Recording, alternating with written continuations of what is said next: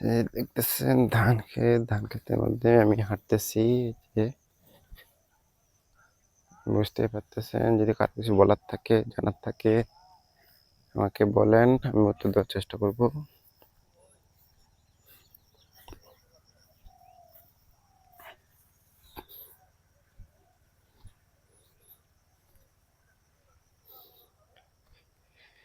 এই যে আলু গাছে, এখানে ধান ক্ষেত, এটা হচ্ছে ডাঙ্গা ক্ষেত। এখানে আলু আছে, কিছু ধান আছে, দেখানোর চেষ্টা করতেছি। দেখলেন কিছুখানি খামার, কৃষক উনি বেগুন ক্ষেতে বেগুন এনে দিতেছিল। এই যে এখানে আছে কিছু বরবটি, বরবটি ক্ষেত। খুব একটা এই নিচে ভিতরে আছে বেগুন ক্ষেত।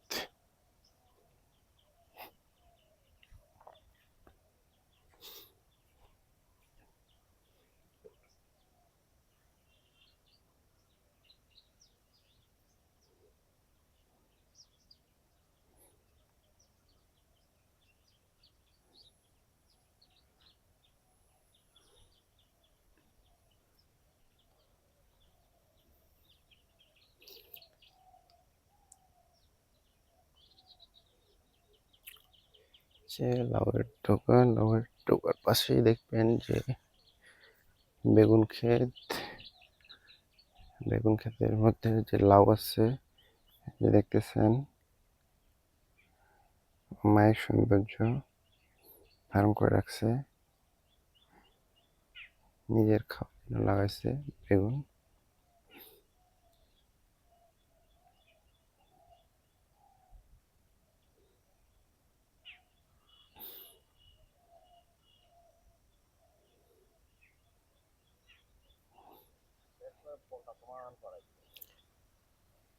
যে কৃষক উনি বরবটি তুলতেছে।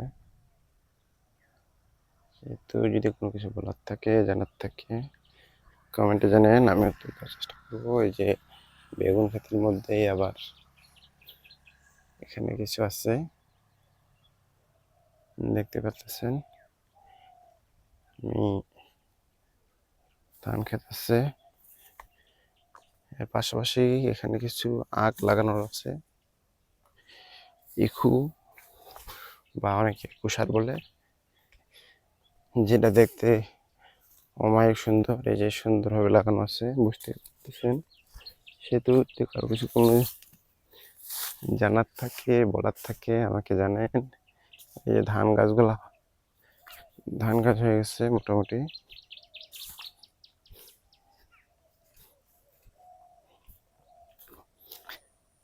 ধান গাছের পাশাপাশি এখানে এটা হচ্ছে ডাঙ্গা ক্ষেত।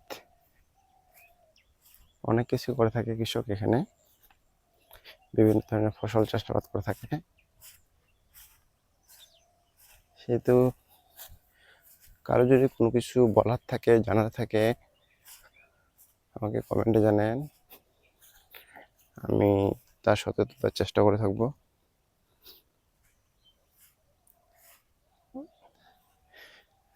এই যে একটা জিনিস দেখায় আপনাদের, এই দেখতেছেন একটা মাচা, এটাতে পটল ক্ষেত ছিল।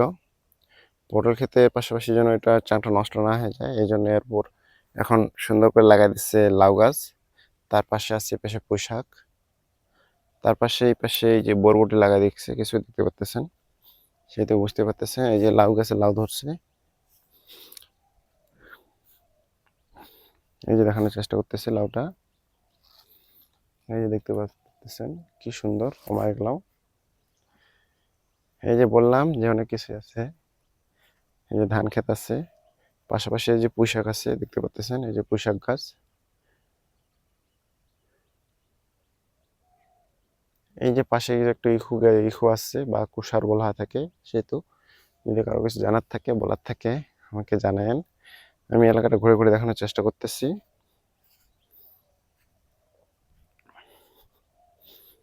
সেহেতু আজকে এখানকার মতো সমাপ্তি করতেছি। যদি কোনো কিছু জানার থাকে, বলার থাকে, আমাকে কমেন্টে জানান, আমি উত্তর দেওয়ার চেষ্টা করবো।